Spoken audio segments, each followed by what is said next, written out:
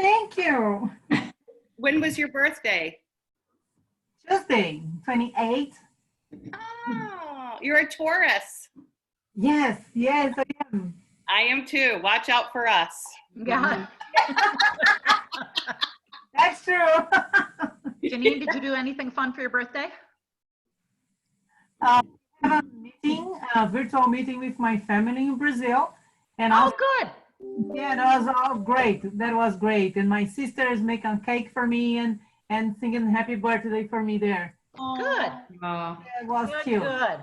And also my friends here, they make a virtual meeting too. They make a cake and balloons and everything. That it was a real party. Good. That's really neat. Janine, Yeah, what did you do for your birthday? Okay, so it was actually a really nice birthday weekend, and I had a few people that dropped by, which was a little weird because we really haven't had anyone in the house. Yeah.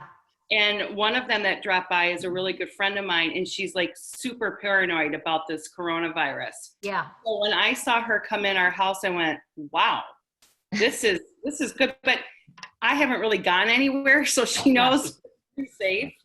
And then we had a great dinner, and we played poker that night with my son and his girlfriend.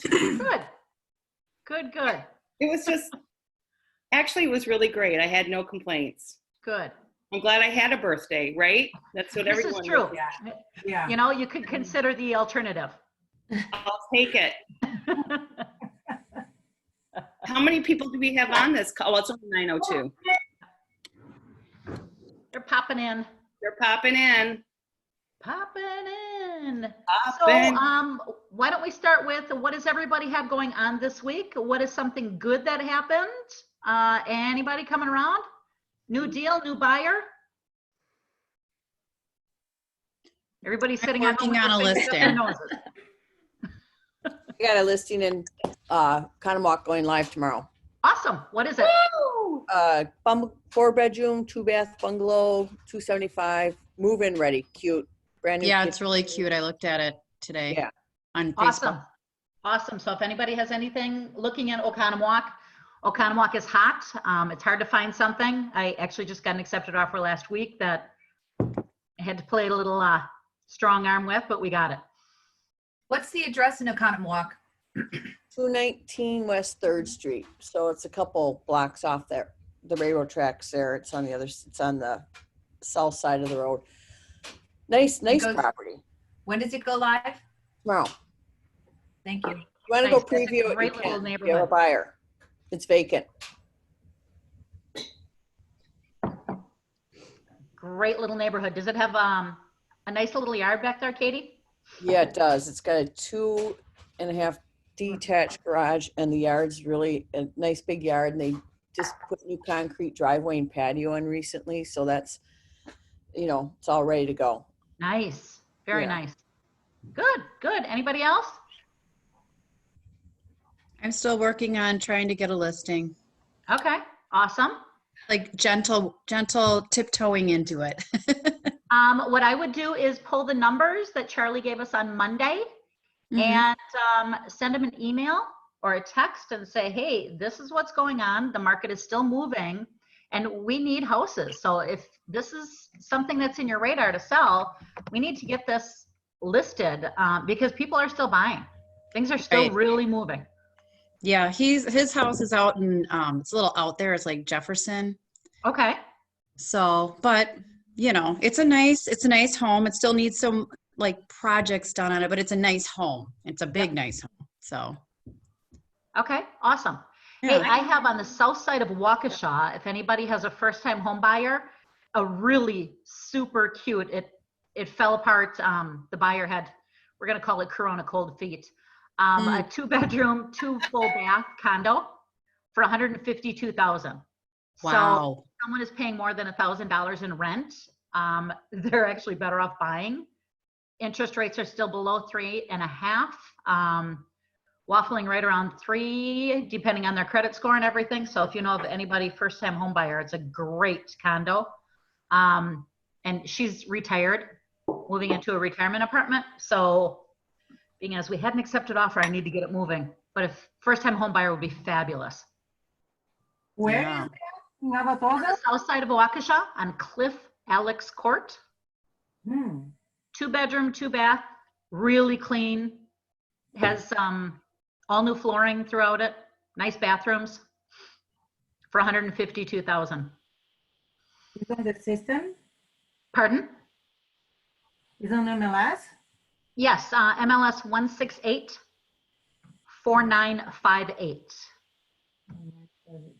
I'm gonna take a look at. That'd be awesome. Anybody else? Anything new? New buyers? What are you looking for? On that one at 219 West 3rd in Oconomowoc, did she mention the price? 75? Yeah, 275, yeah. 75. Anybody have anything on the east side, North Shore? New buyers? A possible listing? Anything we can help you with? I'm gonna be having one at maybe the end of May. My parents are selling their house in Shorewood that they've been renting out. Okay. The people that are there right now are just moving out this weekend, but get How that. many bedrooms and baths? It's 4 bedrooms and 2 bathrooms, 2 full baths. You know what they're gonna sell it for? The price? I'm guessing around 450. I have a buyer. Okay. There we go. Throw it out there. I mean, if we can kick you guys in and get your first deal, your second deal, your third deal going, that makes us so happy. If anyone can help me too, because this is my first listing, like I haven't done anything yet. Like, I'm brand new, so it's like I need a little bit of help with this order of operations and steps I need to take. So if anyone, Okay, so who is your mentor or your coach that you're working with at the office? I'm in the launch coaching Okay. with I can't see who's speaking. Jackie. Oh, okay. So Jackie, have you been doing the productivity classes and going to the launch coaching with Amanda Schrader? Yep. Okay, good. You're needing the process from writing or listing the property until closed. Mm-hmm. All right. So what I would do personally is my first phone call would be to Renee to set up, and it's going to be, we'll pay her at closing. But I would hire a transaction manager, especially when you first start out, and then you'll be addicted and you're never going to want anything but having someone like herself. Because then you can concentrate on the customer service behind that transaction and not getting yourself into all of the details, because that's what slows us down as agents, is to be stuck in the minutia of that transaction where then we're not looking out to that second, third, fourth transaction. So I would feel very comfortable with writing up the listing agreement, knowing what that looks like, and then talking to Renee to possibly put everything into MLS for you, all of that, because I think that's going to save you a lot of time and headache. Okay. Yeah, that's kind of the same boat I'm in too. Okay. Because me starting and being on a team right away, there are thousands of things that I am not even aware of. And honestly, I don't want to be. I know what I do best, and I'm going to delegate the rest. So this is a good way to spear our conversation into today's topic of customer service. One second here. Can we have everybody hit mute? Somebody has a TV on in the background and it's cutting out the speakers. Thank you. Yeah, I thought it was little kids. I didn't know. So today's topic is customer service. And George Washington had a famous saying that it is deeds, not words. And I think that's a really good thing to remember as we're moving forward with our clients from the very beginning to the very end. And there's actually no end when you have a client, but it's your deeds. So talk is cheap. I like to under promise and over deliver to give that client a wow experience from the very beginning. And so both Connie and I know Nicole, but I'm sure a lot of you were in the service industry. I was an esthetician, Connie in hairdressing. And I think we learned a lot just coming from a service background. So Connie, how did that transform everything that you learned in the service industry? How did that help you into the real estate field? What did you take with you? A lot. Okay. An awful lot with my many, many years of experience. In the Zoom group chat, can we just have everybody punch in there what they did in their former life? Just so we can kind of get a little bit of a feel and a little a background on people, and we'll go through it.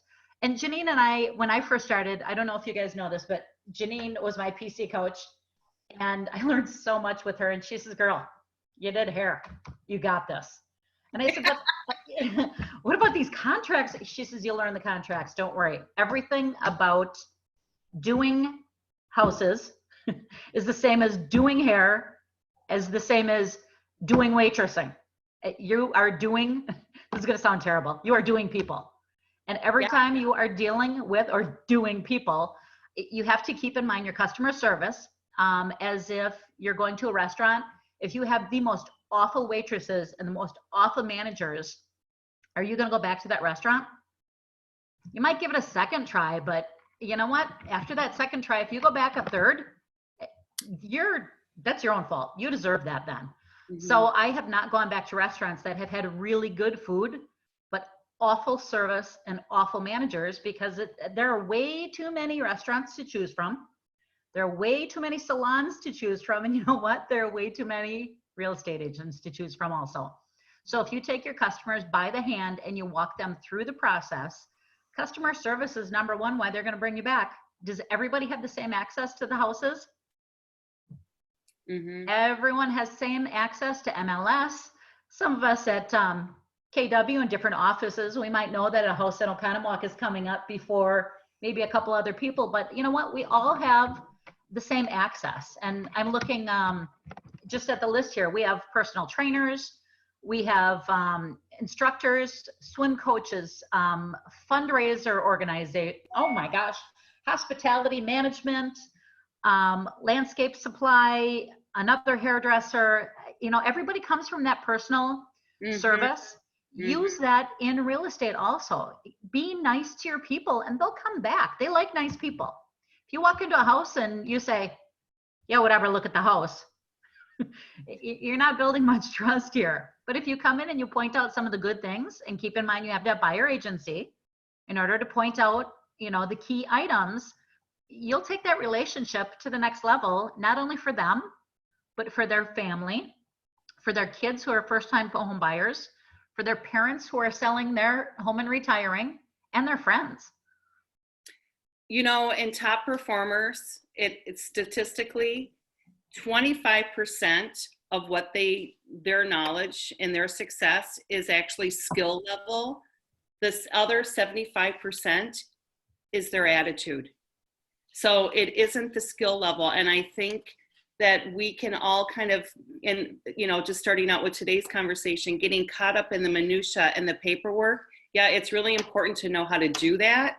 But that's something, if you can delegate it, delegate it. You need to keep your eye on your attitude and customer service and let other people do what they do best. That's the biggest thing for me, because I think I was kind of stuck in the beginning of just not, like, how am I going to write this offer, or what does that look like? Yes, I need to know that, but just as important, if I delegate that, I can concentrate on customer service. Mm-hmm. And it also begins with yourself. If you aren't really good to yourself, and it comes from deep down inside and not happy, it's really hard to give back to others authentically. So it begins with you to be good to yourself. And if you aren't good to yourself, it's really hard to be good to others. Don't you all think? Yes. Yeah. So treat other people how you like to be treated. And it's that simple. I always try to get in front of the people that I'm working with to answer their questions before they even can ask me. So when I end a conversation with them on the phone or email, I'll say, and the next step will be this. So there isn't that what's next question. I'm always going to get in front of them of this is what's going to happen next. Yes, you have all your dates and deadlines. They have all of that once they get an offer, but they still really don't know. So know the people that you're working with. And it goes back to that DISC profile of deciding where they fit into and how they like to be handled. It starts from there. If they're big talkers and they're very anal, it's really hard for me to shut my mouth. I literally have to bite my tongue and listen to them because that's what they want. They want a listener. They were attracted to me because I was so different from them, but when they speak, I have to remind myself to really listen and take notes because they're detailed. Mm-hmm. So it's knowing your audience and then making sure you're one step ahead of them. It makes everything so much easier. And if you don't know the answer, fine, it doesn't matter. They don't care. Just tell them you'll get back to them. I'm not really sure about that. Let me check. Mm-hmm. That's all. Connie? When you're dealing with people also, especially in a couples situation, your first encounter with them, you should really, really sit back and read them and see where they're at. Find out there's always a numbers person or a business person and an emotional person. And keep in mind and make yourself some notes to really play off of that, because the numbers person really doesn't care if it's grandma's house. They just want to know what that bottom dollar is. The emotional person will want to know, with grandma's house, what was her favorite thing about the house? So really read your clients and play off of that when you're responding to them. Look them in the eye, pause when you're speaking, in which a lot of these things I learned because when I was doing hair, I also worked for a major hair product manufacturer. I did public speaking, presentations, and in-salon education. So when I walked into a salon, I would always find the people who were A, the high maintenance ones, B, the ones who really didn't care, and wait, this is the same thing in real estate, and just really play off of that and see what means, where their heart is and what is the most important thing to them. And if you're brand new and you have absolutely no experience in real estate, the first thing that you should do actually is write out a biography for yourself. Yeah. People want to know who the heck you are. Where did you come from? What did you do prior to this? What does your life look like? And why are you in this business? What is your why? You have to know what that is. And that's probably the hardest thing for most people, including myself, is telling people why I'm doing this. And it has to be really super real and authentic. But having a biography about yourself. So if someone were to call me and say, I'm thinking about listing my house, I'm going to send over some paperwork before I even meet them. And one of them is, in the beginning, is my biography. And then as you start accumulating clients, you are going to continually let them know that at the end of this transaction, you're going to be asking for reviews and you're going to save these. So I always have like a 2-page, my current reviews from Zillow or however they did it. I print it out. I actually email that to my client prior to the meeting so they know who the heck I am. And then I'll do just the stats in the marketplace. So you can get that from the market center. And then I also send a condition report over to them. And I'll ask them to get started on that. So when we meet, I can take a look at that and we can move forward. So very easy, a biography. If you don't have any testimonials yet, that's fine. Don't send that over. What that market looks like. So just a market report, and then I send a condition report over.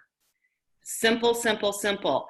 Then you're going to know when you get over there, as far as the condition report, have they filled that out? And if they have, you're that much closer to knowing that you're going to get that listing. But giving them a little indication of who you are before you go there is really key. Whether that's a buyer agency meeting, you met them at an open house, send them some information before you sit down with them one-on-one. It's really helpful. It kind of sets the tone of how you work. You're giving them information before they're asking for it. How many people have sent out a letter to their previous clients and friends telling them that you've made a career change? I did last year that I switched companies after 18 years at the same company. Okay. So people need to know that you have made a career change, and tell them. And actually, I just pulled up mine, and I'll share it with you guys because why not? So I pulled up my letter that I had sent out. Now, mind you, I had done hair for a really long time. And it says, dear friends, I would like to thank each and every one of you for your friendship. I consider all of you as my friends, and I've enjoyed getting to know all of you over the years. Your support over the last 32 years in the hair business means the world to me. Some of you like to call me your therapist, and I've been by your side through new babies, first haircuts, graduations, weddings, and the ups and downs of life. And I've learned parenting and life skills in return from all of you. I've recently decided to make a career change. In February, I passed my real estate test, and I've joined Keller Williams Realty. As many of you know, Mike and I have owned, rented, and flipped many properties over the years. With these experiences, I'm very confident in the market and the home sale arena. Please keep me in mind when you, your family, or your friends are looking to purchase or sell your house. I will be at Creative Flair until April 7th, and all of your color records will remain at the salon. Please continue to have your hair done by any of the amazing stylists. And I've had a chance to be a part of this amazing family for the last 8 years and have helped each and every one of them along the way. I've seen firsthand that they're the best stylist in the area. And if you have any questions, feel free to contact me by phone, or better yet, friend or like me on my real estate page on Facebook. Off to find some dream homes. Thank you again, Connie. Love that. So put together a letter and put, some of your bio in there. And my first year was all my hair clients. That was all my sales. My first 12 deals was all of my hair clients, their kids, and a couple of friends. So what if you didn't hear from them, Connie? So you sent that out. I mean, how did you follow up with that letter? I actually followed up with that letter by finding everybody on Facebook that I liked. Okay, even some of them who I didn't like. Because even though, maybe you didn't hit it off the best, they still liked you because they kept coming back. Yeah. So like them on Facebook. And then what I did is I had everybody's emails. I also followed up with an email, and I put everyone in my database with their emails, phone numbers, addresses, what I had. And I'm not going to lie, it's been 3 years and I'm still recovering, finding, the pieces that I don't have, the addresses, the phone numbers, and the emails, because it's going to be an ongoing process. I came over with 300 clients. So you might not hear from them immediately, but 6 months down the road, all of a sudden because they remember that you moved and are there, and it's always good to keep following up because they will come back and remember. Exactly, Katie. I've got so many buyers. I mean, last year I sold 4 buyers that I sold their house, sold them a house years ago, back in 2004, 2006. They're starting to resurface again. You keep in touch with them because they'll come back if they know you're there. You ask somebody, oh, who's your realtor? Oh, I can't remember their name. Well, those realtors are not following up or, following through with them. And my husband's in the car business, same thing. You ask, who is your car salesman? I don't know who they were. You got to keep that in front of their face thing going. if you want them as repeat customers or them as referrals. So that's a really good point. So other than Facebook, emails, phone calls, how are you putting yourself in front of potential clients or past clients? What does that look like? How do you do I that? think what I do is, because I don't have everybody's birthdays or anniversaries and stuff, but you can scam it off people. I guess that's kind of a harsh word, but that's what it's called in my head. You can scam it off Facebook and you get everybody's birthdays, and then you set that up in command, and then you put that, you know, in a process where it dings them on their birthday. There you go. Yep. So if I don't have, and I went through my entire database and it was really awesome. If I had little pieces missing, a address or a birth date, because I was getting everyone's birth date, addresses, all their information, it gave me a whole week of reasons to reach out to my database and fill in the missing pieces, put it in command, and now I send out, we just started like 4 or 5 months ago, sending out snail mail birthday cards to my clients. I cannot tell you that alone, because guess what? No one's doing it. Yep. Everyone likes to be recognized for your birthday, and to get a card in the mail rather than an email card or whatever is super special. Hey, there you go. Can everybody There see you Katie? have it. Just sent out those to all my previous customers, not saying anything but, hey, how you doing? Hope you're healthy. Hope your family's well.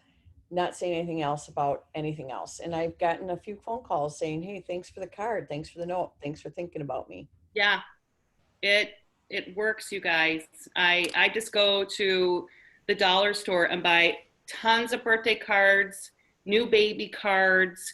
I have a person on Etsy that when I find out a baby's been born, she makes a puzzle with their name. It's like $35, and I send it out to their family. They absolutely, hands down, love it, and I've gotten referrals from that puzzle. I mean, it's the little things. We are thinking sometimes too big and it's overwhelming, but just those little things mean a lot. Another thing, I'll just show you what I'm doing this week. It's, and I'm not drinking yet, just so you know. But I had this little tag made and it said I wouldn't cry, so I'll just whine. And on the back it says, thinking of you during these crazy times, Janine Werner, with my information on it.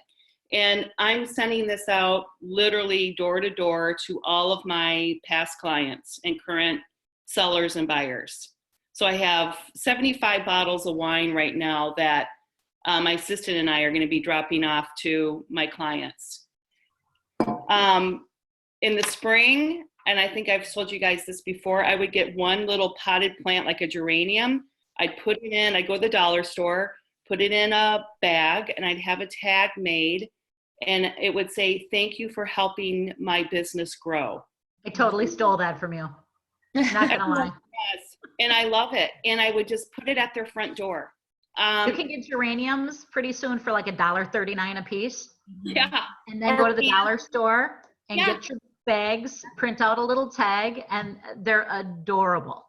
So even if you don't have any clients, go to your past clients in your past business and say, thinking of you. You know, you guys, it's so easy and it doesn't take a whole lot of money.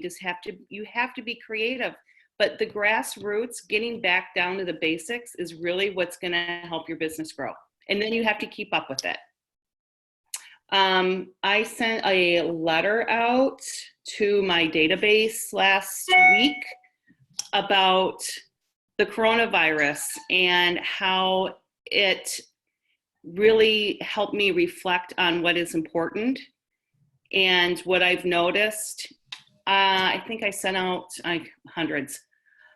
I cannot tell you the feedback that I got from people that I have not heard from in years that responded to that letter, because it was completely from my heart. It was authentic. It was nothing special. I would say the majority of women reached out to me. I think they really felt it. That touched people that I normally wouldn't touch, and I heard back from people I never have heard back from in years. So you kind of have to mix it up a little bit. Again, just coming from your heart. Mm-hmm. And if you don't have clients, then go back to your business as an accountant or hair and makeup or waitress or English, whoever that is, and send that letter out. Well, and keep in mind, the people that you do business with need to do business back with somebody. Not sure who it is, but I always say that your best resource is your hairstylist. If your hairstylist doesn't know that you sell real estate, you're really missing out on a lot, because every person who comes in to get their hair done is sitting at attention for 30 minutes to 2.5 hours, depending on their service. And it will always come up that I'm thinking about selling my house, or my son wants to buy a house, and my daughter's getting married and they want to buy a house. So make sure that your hairstylist knows exactly what you're doing, and have a chat with her. And you know what? Hairstylists usually all love wine. So to send them, a bottle of wine, a flower, and pick things. If you do not have past clients, it's okay.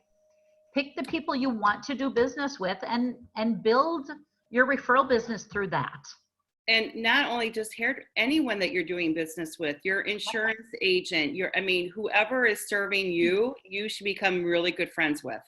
Go through your checkbook and see who you write checks to every month, or deposit, whatever, online. See who you pay every month and build them into your database. They should all be in your database. And it's a great way to get started with it. Dog groomer, that's crazy, but I was just thinking about that since my dog hasn't been able to get a haircut in God knows how long. The first thing I'm going to do is bring this bottle of wine in my little tag when I bring Hazel in to get her haircut, and say, I've been thinking of you. So go with what's going on in the moment and expand on that and touch your database that way. This is really the perfect opportunity, because everyone's kind of in the same boat, and be creative with it. Mm-hmm. I always say to the people on our team, if you as a salesperson do not have an appointment that day, then what have you done? What have you done? If you don't have an appointment, then you need to find an appointment. So your goal is to get an appointment. So little difficult to do right now maybe, but your goal is then to get these appointments set for, a month down the line, or touching your database to give them a market analysis of their home. Anything that you can have conversation about, start making it. Going through your past, work Rolodex and saying, hey, we have a new market analysis software, and I'm wondering if I can, pull comps for your home, and send it over to them. Practice on people. There's so many things that we can be doing to be touching people that we become paralyzed. So there's always something that we can do. Yep. Any questions on anything that we've covered so far? I have a question. Yeah. So if I'm going to go to that listing, and I actually reached out to him, just Maureen style. I said, keep it very casual kind of thing. Like, hey, can I just come over and take a look at the house and meet you? So I reached out to him and he said, yeah, that'd be fine. So I'm waiting to hear back when that's a good time. But when I go there, I don't want to be, too aggressive, but what do I bring? Beth, can I back up? Is this a friend of yours or a referral? It's a friend of my son's on Facebook. Haven't even met him yet. It's just, I happened to look on my son's Facebook page, saw a comment from this person, looked into it, found out he's in construction, and he had on his Facebook page that he's selling his house. He's trying to do it, for sale by owner. Yep. So I reached out to him and, you know, one thing led to another and he's open to talking about it. Perfect. Well, the first thing I would do is ask him a lot of questions. So I would get to know, before you go over there, everything about his house, everything. Yep, I have a lot of information on that. Okay, so then I would start working on a market analysis and I would pull at least, 10 solds in, is it in Shorewood, did you say?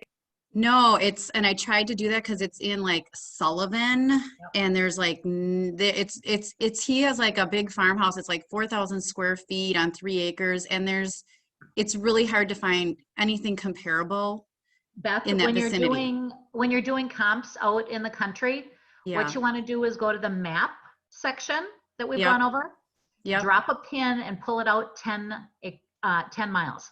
10 miles. Okay. Because Yep, I went out pull it like out 10 6 miles. miles and it was like, there's, Yeah, it's pull hard. it out 10 miles, and then watch your rooms. If it's a 4-bedroom, pull up 3 bedrooms. Yep. And Because a if lot of it's- them were 3s. Yeah. Yes, 4 bedrooms is one of those things. Tricky. Yeah. And then you're going to have to pull up comps that aren't exact, because out here we don't have the Yeah. exact same acreage. Right. Outbuildings, barns, garages. So you're going to have to stretch it a little bit with your comps.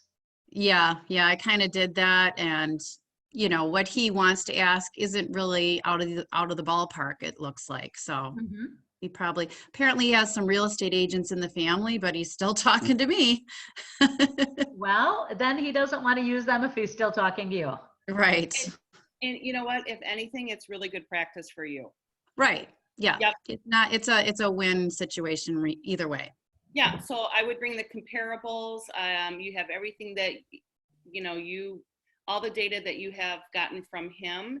Take a tour of the home.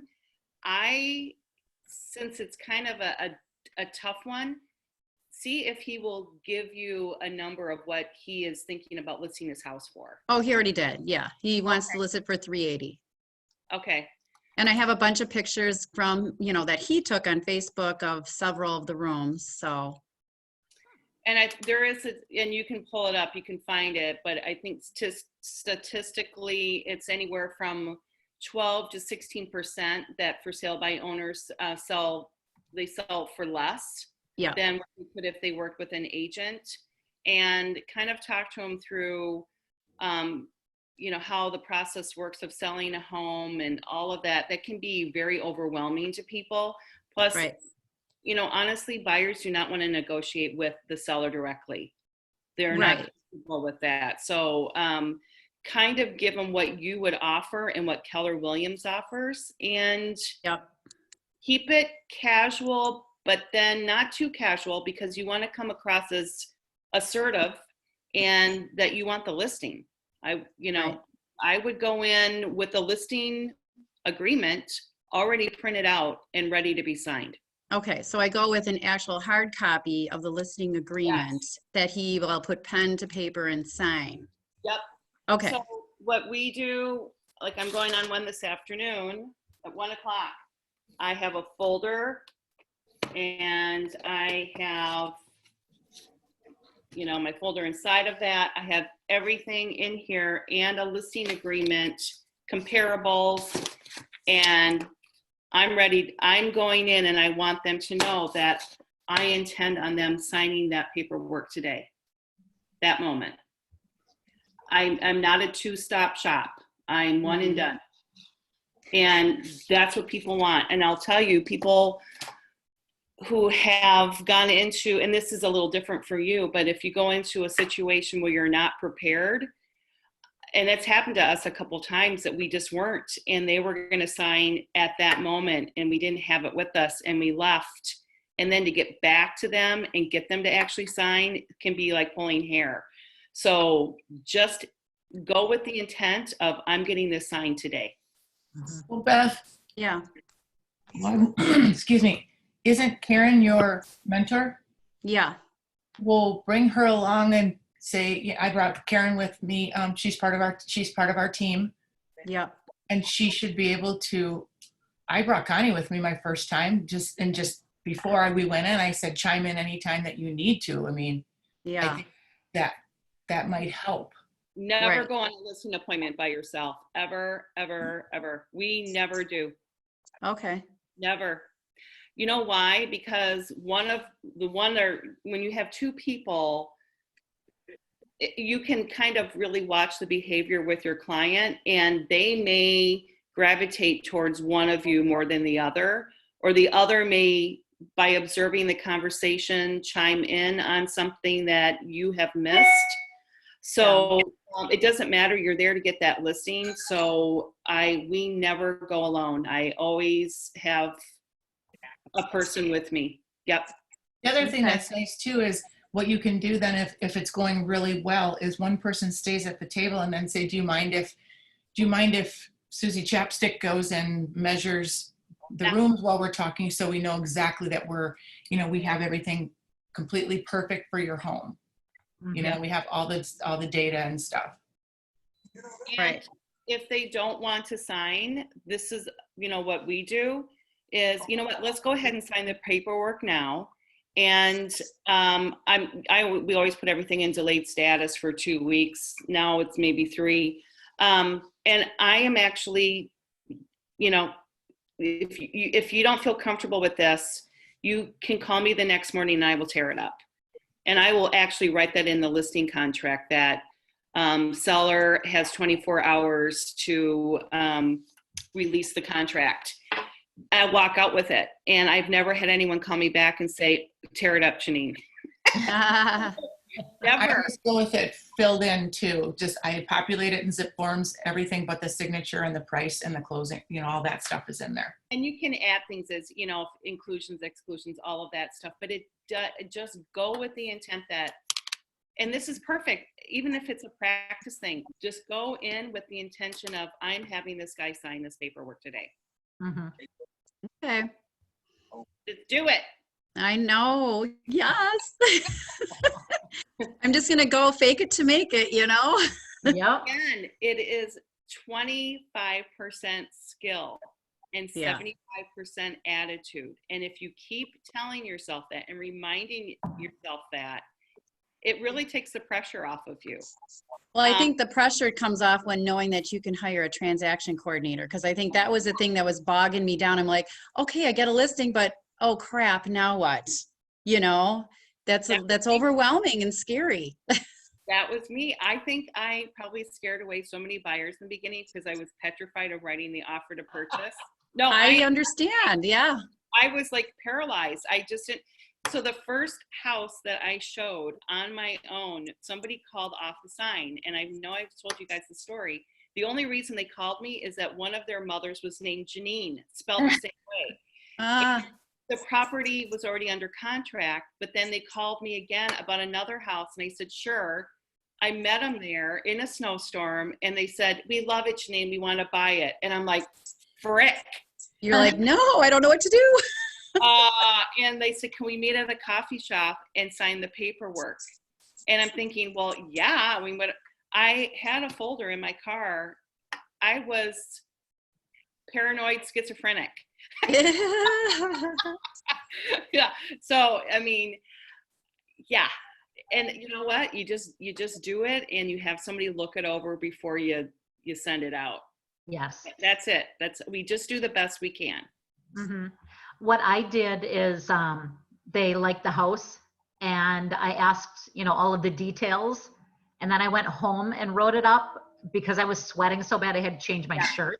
Yeah, I've heard the story 4 times. Yeah. It took me 2.5 hours to write my first offer, and we got it. But I had the old man realtor on the other side going, when are you sending it over? When should I expect it? When are you going to send it over? When are you? Oh, shut up.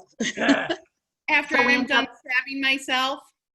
Yeah, no kidding. And all the college kids were home partying in my basement as I'm writing an offer upstairs. It was great. Oh my gosh. You'll never forget your first accepted offer. Yep. I was too nervous to write it in front of them. I'm not going to lie. I understand. Otherwise, believe me, I wouldn't have. Yep. I think that's why it's a good idea to have it pre-filled out before you go and just kind of know where they need to sign. Yeah. Yes. And when you are first starting out, it's really easy to lose that customer service experience because honestly, you're not even in tune with that. You're just so nervous about the process. So again, if you can delegate a lot of that out, it's going to make you feel better knowing that the dates and deadlines are going to be adhered to, and get them through the home inspection and all of that. So the cream, the frosting on the cake is the service that you provide. And honestly, you guys, you're going to have to fake it to make it. Yep. If you're not confident, if you're just not feeling it, do not let them know. Just fake it that you are confident. And if you don't know the answer, you don't know the answer. They don't care. I can't remember. I say it all the time. I'm not really sure. Let me get back to you. Yes. They don't care. Just get back to them. That's all they want. Right. Yep. You can always, like Janine said, you can always get back to people. Don't give out false information. And people understand that every transaction is different. So get back to them. Don't take a guess on how old that furnace is or, anything like that. Get back to that person. And keep in mind that your launch coach or your mentor, we're here for you to help you out, especially with those first 5 transactions. That's why you guys are on these PC calls, and we're here to help you out. So we will have step-by-step instructions on what you should be doing and, how you should be following along with the transaction. Because really all I want to do is match people with the homes or represent them when they're selling. And I want it to be a great experience. And I know there's a lot of details in between, but I just wanted it to be a fun experience because I find it fun when I go out and buy a house. I want someone to make it fun for me, to have that positive attitude that I feel really comfortable with, and I truly care about that person. So, I try to get to know as much about these people that I possibly can, and they become a part of my family. They become a part of my social life, the ones that I want them to be. Let me give you an example. So when my buyers are moving into a property, I'll say, you know what, I know this is going to be a really hectic day. I'm going to order takeout for you. What do you guys like? And I got to tell you, holy cow, guys, it's usually Chinese food or pizza. I send it to them and they never stop talking about it. You know that when you move, it's a hectic day. You're exhausted. If you get dinner sent to you by your real estate agent for what, $50? Hello, they're going to tell everybody. Everybody, they do. It's those little tiny things throughout the process. My first broker's open or my first open house, I go to Sendix or a grocery store or you can pull them out of your yard, flowers, and I put them in a jar and I bring it to them and I leave it. I've had a couple of reviews talking about Janine bringing flowers that were $15. It's that kind of thing that people love. They want to feel special. So just keep throwing that in there with your awesome service, and they're going to have a dynamic experience with you, and they're going to tell other people. Yes. Pick and Save has 3 packs of flowers for $12. So you can pick out, 3 different bunches of flowers. I go there. I look in their cabinets and I always find a flower vase. Yeah. And I put it in their flower vase with water. It costed me $12 for this open house. Yes. And listen to what your clients like and talk about. I had a client, I was telling her about my dinner plate dahlias that they were dinner plates. And we went on this listing appointment and they were thinking about it. And I went home, I cut a dinner plate dahlia and I put it in a jar. And I said, you know what? I really connected with you and I just wanted to share this flower with you. And regardless of who you choose to list with, your home with, that made such an impact. Hello, 2 hours later, they called and said, we're going to list with you guys. It was authentic. It's those little tiny things that we do that is going to move your business forward. Plain and simple, that's how I built my business. Another thing that's real important, and put it right in your notes, in your folder, is the name of their children. Yeah. And the name of their dog. Most people like their dogs more than they like their kids. Like somebody I know has a dog, I think it's Fritz. Yes. Aw. Yeah. Write down the names of their kids and their pets, or their cat, or whatever their iguana, whatever they have. And if you come back and you know the name of that pet, they're like, oh my gosh, you really care and you were really listening. And if you have to make notes, make notes. I have a terrible memory. I'll notice every one of your faces and I won't remember a name. It's just, totally. That part of my brain just doesn't work, and I know it. So because I know that is a very weak side of my brain, I write down in my information sheet the name of their kids and the name of their pets. When I go on a listing appointment, or if I'm having a buyer's consult, I mean, again, here's my red folder. We scribble on the whole outside of this, walking around, kind of like taking notes, because this will never go away. And then I have it, and then I input it. So it's really fast, but I write down the name of their kids, their cat, their dog, you know, blah, blah, blah, blah, blah, because you want to make that human connection. Technology is great, but it's only going to get you so far. Mm-hmm. So it's exciting when you start thinking about really getting back to the grassroots of connecting with people and listening to them and what's important, and making that person feel special. Yeah. Again, it's a short-term marriage in the beginning, and you're going to spend a lot of time with these people.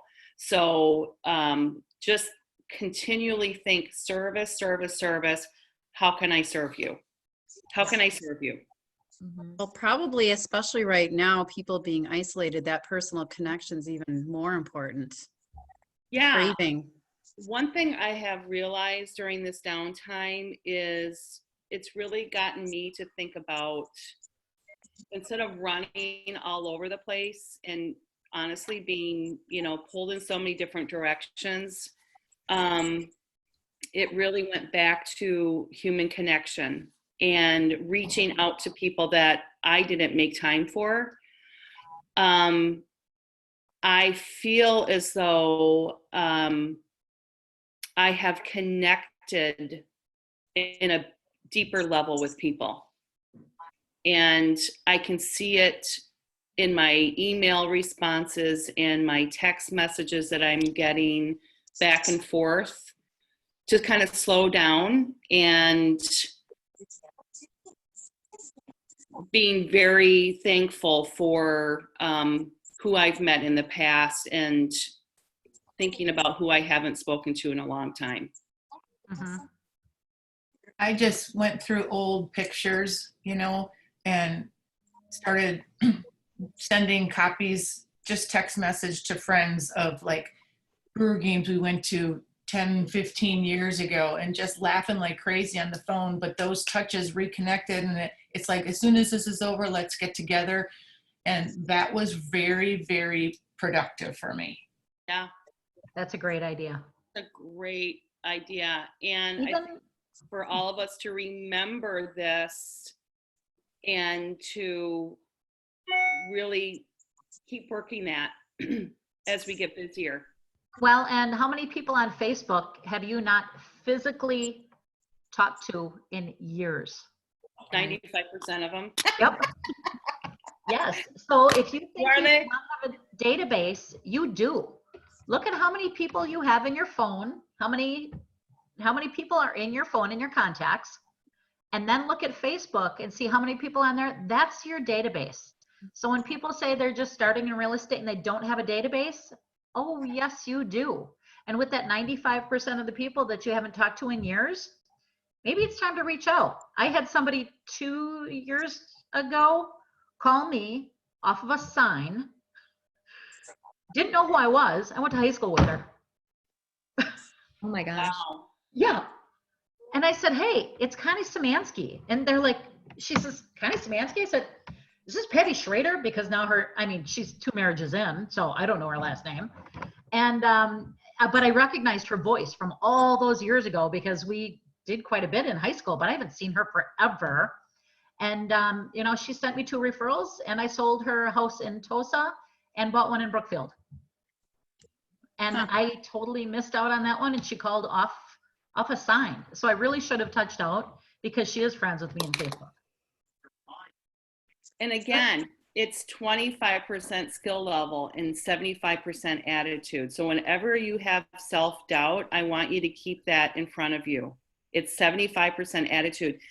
There are a lot of really not so bright real estate agents out there. And not you guys are all bright, but you will run into them and you will know what I mean. And they are super successful. And I know we're not supposed to use the D word, but yeah, they're super successful. And it kind of threw me for a while. And I thought, well, God, if they can do it, then I can do it. But what is it that they're doing that I am not doing? And it is their attitude. That's it. it's customer They don't service. know it. It's their attitude. Follow-up. Yep. One of the things that I've had some really good response on, especially at the beginning of the virus, is the folks that were on the fence. I've been making face masks galore in my spare time. And so I've sent people face masks and with a card that has my name and bio on the back, but just a well wish during this time. And I've gotten great response from that. It's a great idea. A great idea. Put your listening cap on with everybody that you meet. I had a transaction where the wife had Alzheimer's, and it was a very stressful situation, and they were moving out of state to get her the care that she needed. And it was a very tough transaction. Older people, he had yelled at me several times, and I knew where he was coming from. It was sad, and I just persevered, and this is how I like to do the human connection. My father is dating someone whose spouse died of Alzheimer's. So when they came into town, I said, hey, John, I would love for you to meet my dad and his girlfriend, because his girlfriend went through this exact experience that you're going through. Can we meet for coffee? And he was so thrilled that we literally sat at his house for 2 hours. And I wanted to do that. And there was tears and all of this. And even after that, he yelled at me. I mean, whatever. So it was just not too long ago, about a month ago, he called me. His wife has passed. He called me and he said, Janine, I was looking through my text messages and I am appalled at my behavior. I am so embarrassed of what I sent to you in these text messages, and I can't even imagine what I said to you. Oh. And I just want to let you know that I am extremely sorry. And he started to cry. Oh. And I said, you know what? I don't remember any of that, although I did. But I knew what you were going through, and it was really important for me to make this as painless as possible. But see, those connections, those steps that we do are so important just for your own self. But, he's moved out. He didn't have any family here. I will never get a referral from him. But you know what? Karma is a wonderful thing. It's a wonderful thing. So just, be authentic and go above and beyond, because that's what you need to do. Yeah. Be you. Be you.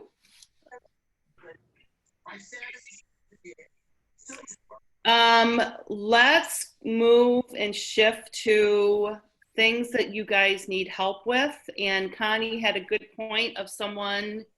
Go ahead, Connie. So I was talking with Andrea Bell at Focus Title, and we were having a discussion on new agents and some of the questions she gets asked and some of the things that are confusing. And some of you have had a closing, 2, 3, 4 closings, others have not. So what I want to do is I want to bring up a closing document. And with the closing document, there are some things on there that you really need to look for. when title sends you the closing document, they'll say, please review. And then my mentees will call and say, well, what am I supposed to be reviewing? Well, first of all, make sure your commission is right, because that's one thing. Another thing that she had said is when she leaves closing, the agents are asking why the money is short. And I want to show you guys on a closing document, and I pulled one up here for you. Here we go. I pulled up a closing document, and I'll go through it with you guys just so you can see what one looks like and what you should be looking for when you get this. So first of all title companies are a little bit different, but they all have the same information on their closing document. So on the left side is all your buyers' charges and credits, and on the right side are your sellers' buyers and charges and credits. Your buyers and your sellers will ask what this means because there's a lot of numbers and it's a balance sheet. So your positive plus your negative gives you your end balance. So I am just going to focus on the right side because I'm not going to take forever to go through this. This was a listing. And so I'm looking at the seller's charges. So first of all, you want to make sure that your purchase price is correct. Reason being is the purchase price may have been adjusted due to an amendment. And if you did not get your amendment to that title company, this will be the wrong price, which means that the seller is going to be paid incorrectly. The buyer is going to make the incorrect purchase price. Does that make sense? Yeah. So on the top line, make sure that your earnest money is correct. Yeah. The next line, make sure that your commission is correct. So Keller Williams and the other agency that is doing the buy should be listed. They're both being charged from the seller. The one thing to be real conscious of is look at earnest money retained. So this will be your commission minus the earnest money retained because Keller Williams already has that in their possession. And this is where agents will leave, and you have a check in your hand when you leave closing, and it'll be for $11,000, not $14,000, and it was supposed to be $14,000. And I know on my very first closing, I had the same question. I'm like, whoa, I'm being shorted here. I worked so hard and I had my monies figured out to the penny. But keep in mind that that earnest money is already being held by Keller Williams because the buyer had submitted it before that. Your taxes are your prorations from the day before closing is what the seller is covering. The day after closing through the end of the year is what the buyer will be responsible for. There will be a water proration. If you have any realtor fees, any mortgage payoffs, title fees, if there's any seller credits, this will be coming in your amendments. Make sure that they're listed in here also. So I know this is just a real quick run through, but any questions on the closing document? No, but I'm glad you brought this up. 3 days prior to closing, and make sure that your numbers are correct. But the biggest thing is if you have any amendments that you have signed prior to that initial offer to purchase, accepted offer to purchase, these monies and adjustments need to be on this closing document. A home warranty, sometimes those are missed. Make sure that the home warranty is being charged on here also.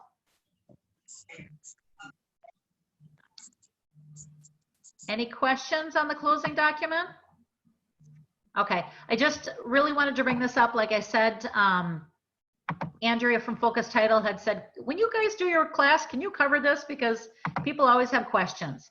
Another question that they have called Andrea on is when you get paid, when you get your deposit from Juniper, which is North Shore office, or from Capital, which is the Lake Country office, you will be making, you will receive 70% of your check because remember that 30% goes toward your cap.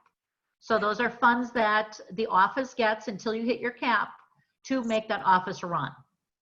And if anybody needs a breakdown, you can always talk to your launch coach, your mentor, your team leader, the assistant team leader, somebody to help you figure out those numbers if you would like.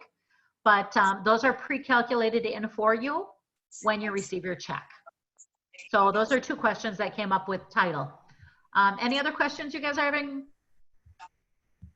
So before closing, the Mhm. listing title company, whatever, is going to send that to the buyer's agent 3 days prior to closing. It will send it to the buyer's agent and the listing agent. Okay. Yep. Make sure you check the names on this too, to make sure that everyone is spelled correctly. A question came from Carol Nye. How much do you see title company costs vary from company to company? It's regulated, so it's going to be, I mean, really not competitive. It's going to be pretty much standard fees throughout. And honestly, it's all about the service. So the reason I like to use Focus is because they're in-house, and if I have a question, I'm going to get an answer right away. They're working for us. They're in our office. So there you have it. Go ahead, guys. Sorry. I have not had a problem with a closing with Focus Title ever. And if there is a question, because keep in mind, you know what, real estate transactions do not run smoothly. There's always a bump in the road. There's always a question. There's always something that needs to be taken care of. It's, call it the hazard of the job. I don't know. Right. But all I have to do is make a phone call, and oh my gosh, they've been fabulous to settle things over, to figure things out. And I've forgotten things, and they have really covered my butt on it. I had a closing that kind of got lost in the shuffle between things going on. My accepted offer was never given to title.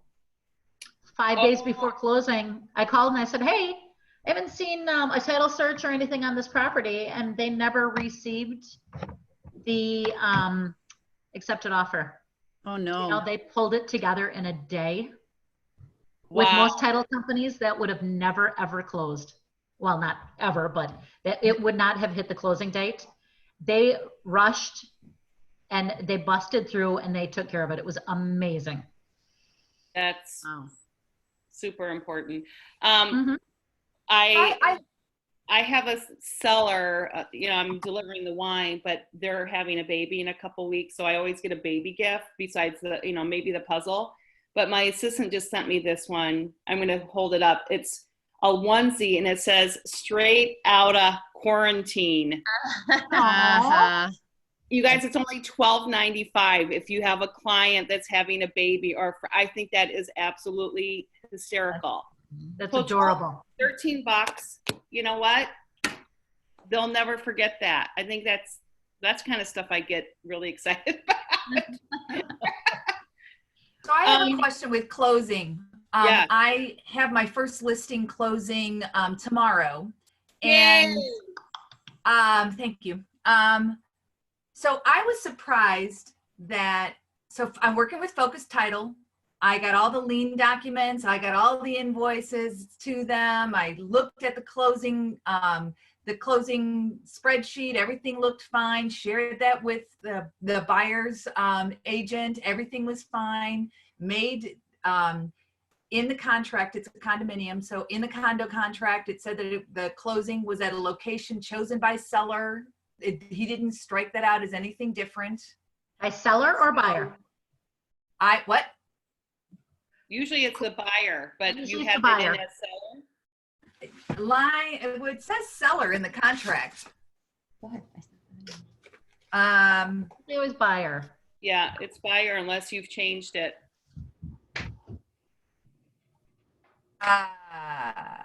So line 137 in the condo contract closed. The transaction is to be closed no later than May 1st at a place selected by seller. Unless designated by both parties. That's interesting. So, that is interesting. It's usually the other way around. I mean, that's what's in the offer to purchase for condos. Okay, so what's your question? So I was assuming that they would be coming to Focus Title at North Shore. I didn't realize that a buyer gets through their bank has their own title company as well, that there are two title companies that work on a transaction. Who knew? Yeah. And that they were signing somewhere else. Yeah. And then that's totally fine. Yeah. And so I thought everybody always just signed at the same place. No. Ah, One And of the so things- I didn't ask the buyer's agent where they were doing this. I sent him and I kept asking him when are they making an appointment with North Shore? And then all this thing came up yesterday. Mhm. Yep. So And what should I have asked when? I know that our transaction coordinators ask, 2 to 3 weeks prior to close. And one of the things that I was asking Jenny about, like if we don't have the buy side, does she reach out to that lender to say, hey, would your buyers, want to close with Focus? But a lot of lenders work with their specified title company and they kind of dictate. So yeah, you have to keep an eye on it. Another reason to hire a transaction coordinator, so you can do Annie and move forward and let Renee or whoever take care of all of that for you. It's Why are there worth, two title companies? because one represents the lender that they're using usually is working with their own title company. They feel comfortable with their own title company that does all of their closings. So usually a lender isn't there, it's the title company that they're working with. So that represents the buyer side. And with the buyer, I will usually talk to the lender of the buyer and say, can we use Focus Title? And they usually always say yes, unless if the bank owns the title company. Exactly. And then they usually like to use their own. Yeah, and there are some lenders that are just really, they've got that solid relationship and things are smooth and they prefer it. Yep. I've been able to, convince them otherwise sometimes, but they still like to go back to who they use. Yeah. Yep. Hmm. So Good to know. a week to 2 weeks before you'll set your closing date and time. And like Janine said, there are two title companies because the title company is who does the closing, not the bank or the lender. Yep. It's the title company. See, everyone should just use Keller Williams exclusively. It just makes it easier. I Focus know Title. it. For goodness sake. Yes, Focus Title. For next week, I want you to think of this question. What can we work on now that would make the biggest difference in your life? That's a big question. Yeah. Are you talking personal or business? Yeah. Girl, I'm talking business. Because otherwise we're going to need hours. That is a separate phone call for personal. But Okay, one more time. What is the biggest thing that we can work on that would make the biggest difference in your life? I feel like this is all going to come up in bold next week. Let's talk about that. Yeah. I'm kind of bracing myself for it.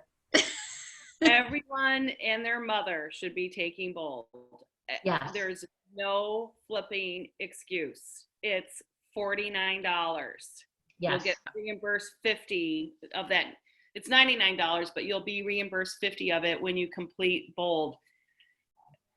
Like I said, it's 75% attitude and 25%, knowledge. So this is all bold is both, but most of it is attitude. It's attitude, Well, and I think it's going to be really important with everybody locked up. We're all kind of like a tiger in the cage. And when you're locked up, you get attitude. You get a negative attitude, you get a fat attitude, you get a wine attitude. There are a lot of different attitudes going on because you're not getting out and about. So I think with bold, it's really going to take everybody out of their quarantine mood and take you to that next level and maybe out that door to open up your life again. I mean, I saw something on Facebook, what is it, last night or this morning? Oh my gosh, I have so many comments on it already. When we're finally out of quarantine, the police are going to have to remove me from the Mexican restaurant. I mean, we're just used to doing things. And with being quarantined, we can. And it changes your whole mental attitude. And I know the first 3 weeks I was having issues. I'm finally out of my slump. But man, it was a rough gig. I'm not going to lie, because I am not used to being at home and not able to do things. I am way more social than this. I met buyers for the first time in a long time, and I was showing them 3 properties, and I know them pretty well, but literally I was like, I am so excited to see me out of my house. I mean, it was like such a great experience, you know, to touch people, to be with them. And it all goes back to your interactions that you have with people. And I'm always thinking, how can I be a better person and serve you 100%? That's every single day with every single person. That's what I'm thinking, honestly. You know, my dad told me one time, several times, you're either a giver or a taker. And I think most of us here in this 29 participants, I think we are all givers. Yep. And that is a gift, because not everyone has the capability to be a giver. Yes. So use that to your advantage. And in the long run, givers receive and takers will always take. That is a good one, Connie. I didn't know the second part to that. Yep. Givers receive and takers will always take. Yeah. And have fun. You know, don't be so damn serious. People want to have someone on the other side that is a real person. Yes. A real person. Smile. I mean, and you have to adjust yourself to their personality. Yeah. And you've got to do that. But if you are adjusting too much and you lose who you are in that transaction, it's not worth it. Yeah. You know, I have some tough people, and this one guy is so serious that I have to say one thing that's going to crack myself up while I'm there, because otherwise I will stick a needle in my eye. And there is no response from him whatsoever. But guess what? I don't care, because I'll walk out of there and just giggle to myself. You know, so, you know, mirror and match, but throw yourself in there too a little bit. Yep, agreed. You all have it, and you're all going to be amazing producers. Amazing. We'll just fake it till we make it there. Yep. Yes, that is what you do. It's what everything in life. Fake it till you make it. It's your attitude. It's your Even attitude. think of your past careers. I mean, my gosh, when I first started cutting hair, I gave the shittiest haircuts you've ever seen in your life. But they all came back because I was fun. Yeah. And well, then I actually grows. ended up getting really good. But in the beginning, oh my gosh, are you kidding me? I even cut somebody's ear one day. Oh no. Led like a stuck pig. I took somebody's eyebrow off one time. When they leave and you hand them an eyebrow pencil, you know, that's usually a sure sign. Swear to God, I did. Swear to God, I took their eyebrow off, and and they came back.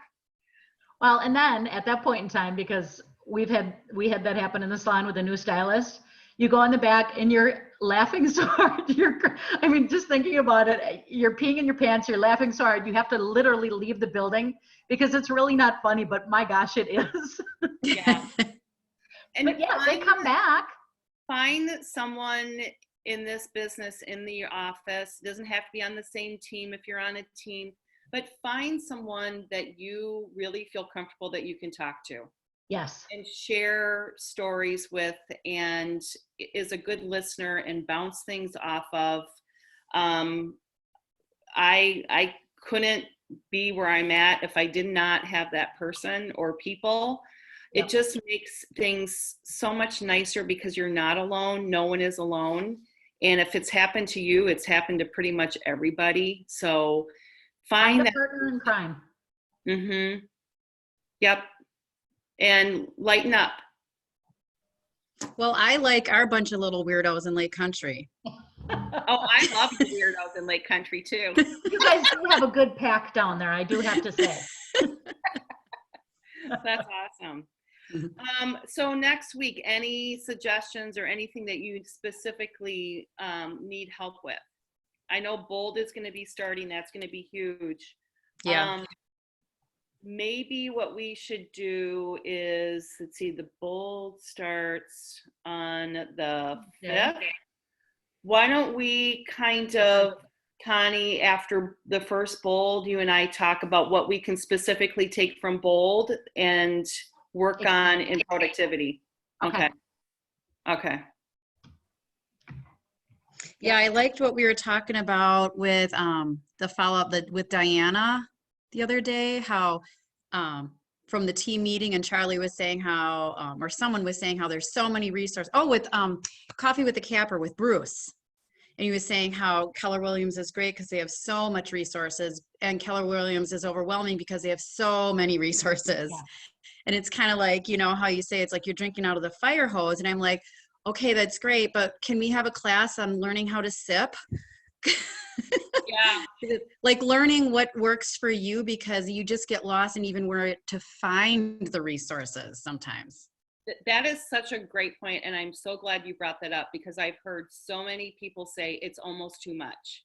Like, Yes, your head's spinning. I feel inadequate. I am not, I don't have the time, nor do I want to do everything that's offered. Hello, I'm right there with you. So Yeah. I kind of take that menu and take 2 things out for the month. Yep. And I'm gonna participate. So we can't do it all, because you know what? That's not necessarily what's going to put us in production. Correct. Right.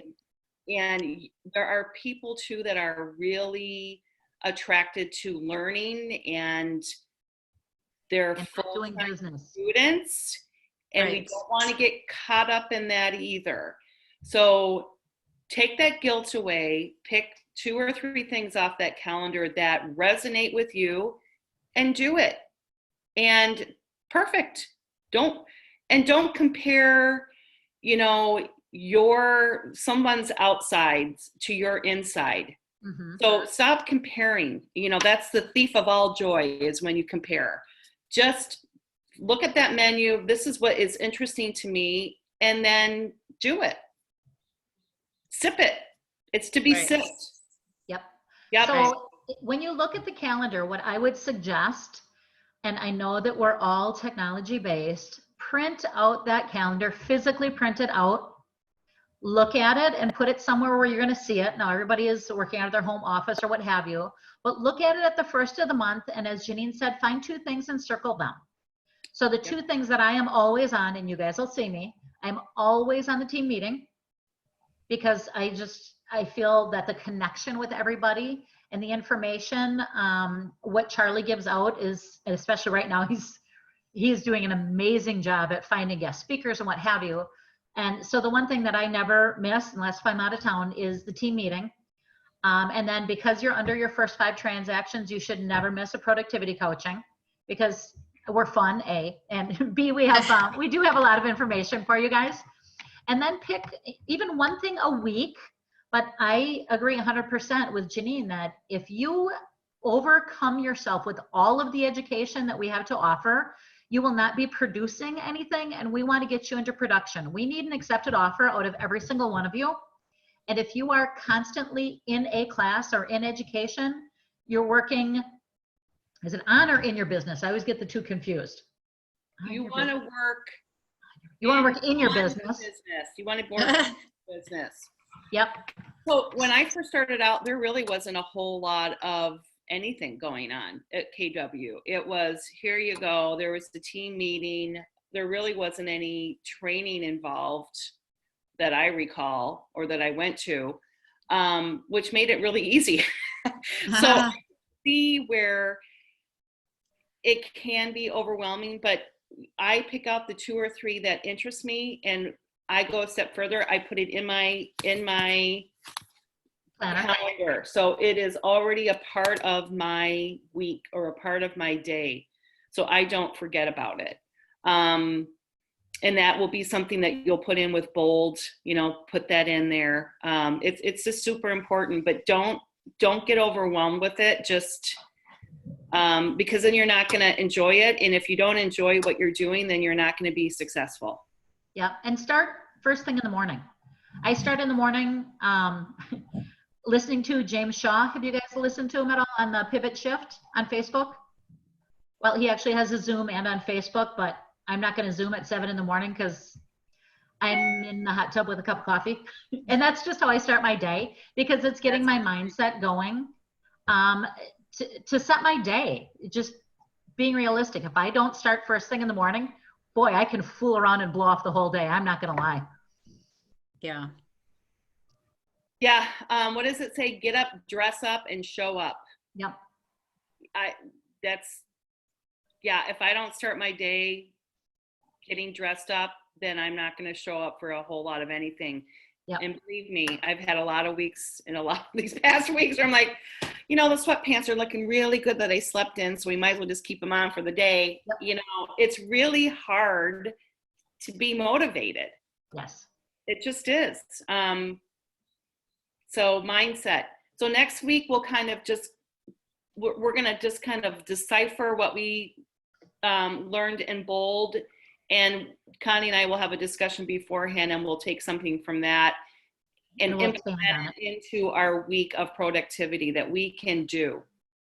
Yep. And if you haven't taken bold before, put on your pants, because it's going to be and take bold. That's something that, I mean, I'll be honest, I'm probably too honest, but I think there have been a couple years I'm like, I'm going through the motions, but my heart and head is not in it at all.